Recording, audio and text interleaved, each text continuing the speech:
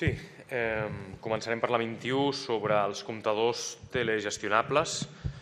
Votarem a favor. I per abordar aquest tema,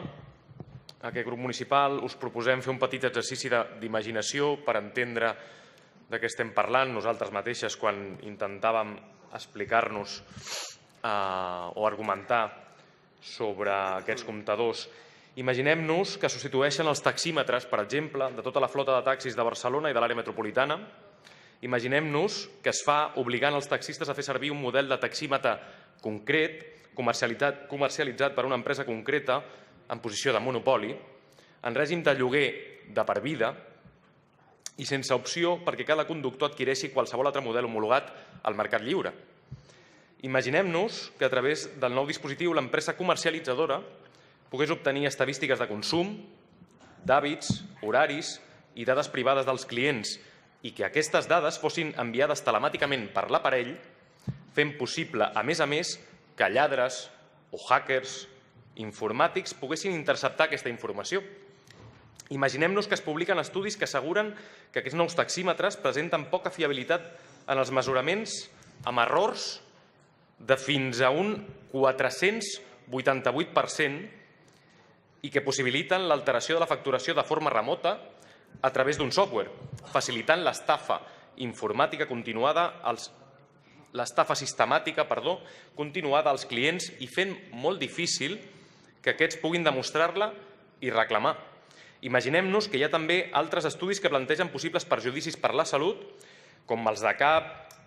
caiguda de cabells, afectacions del sistema neuroendocrí, efectes sobre la reproducció i fins i tot càncer.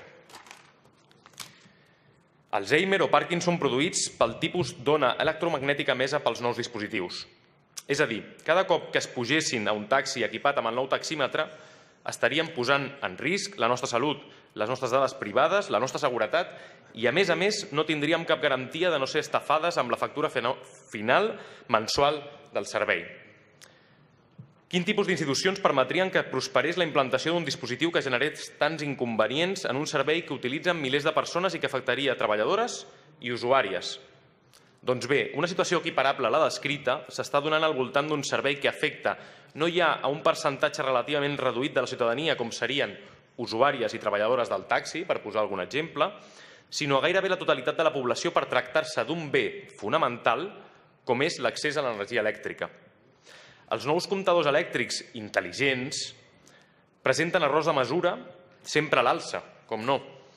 Augmenten el risc d'incendis elèctrics, representen una pèrdua de privacitat pels consumidors i consumidores. El seu funcionament va en contra del foment d'energies renovables en comptar l'energia autoproduïda i volcada a la xarxa com a energia consumida. La seva implantació afavoreix les posicions de centralització oligopolística, deixant els consumidors a mercè dels interessos de les grans empreses elèctriques i de la seva connivència amb els governs. Pels que fa als efectes sobre la salut, tot i que els estudis publicats no hagin pogut demostrar de manera irrefutable la relació directa entre certs problemes de salut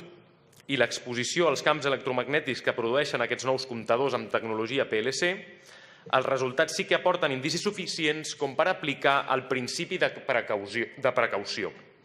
Per tant, les administracions haurien de considerar exigir que la càrrega de la prova que demostri que la nova tecnologia és innòcua per la salut i que no hi ha cap altra menys perjudicial per la mateixa, corregués a càrrec de qui aplica aquesta tecnologia de risc, és a dir, de la indústria.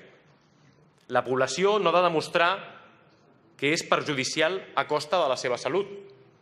Finalment, recordar que aquests temors no són només cosa de conspiranoics ecologistes, antiprogres i anticorporacions i que ja existeixen regions a Europa i a Nord-Amèrica on s'ha aturat i fins i tot prohibit la instal·lació dels comptadors amb tecnologia PLC.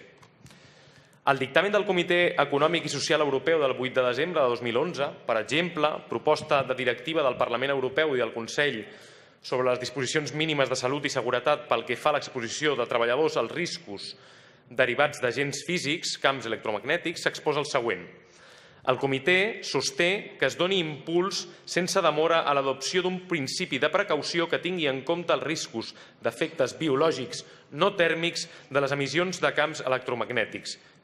I, per altra banda, entre els suposats riscos es troben els següents: afeccions del sistema neuroendocrí, hormones, melatonina, afeccions neurodegeneratives com el Parkinson, l'Alzheimer i l'esclerosi, efectes sobre la reproducció i el desenvolupament humà i animal, com el risc d'avortaments i de malformacions, i augment del risc de càncer, tumors cerebrals i leucèmia infantil. Per altra banda, la resolució del Parlament Europeu del 2 d'abril de 2009 sobre les consideracions sanitàries relacionades amb els camps electromagnètics, SEM, manifesta la seva profunda preocupació pel fet que les companyies d'assegurances tendeixen a excloure la cobertura dels riscos vinculats a aquests camps electromagnètics de les pòlisses de responsabilitat civil, el que significa clarament que les asseguradores europees ja estan aplicant la seva pròpia versió del principi de cautela. És a dir, les asseguradores poc sospitoses d'ecologisme si consideren una amenaça real l'exposició directa i continuada a aquest tipus de camps electromagnètics. És significatiu.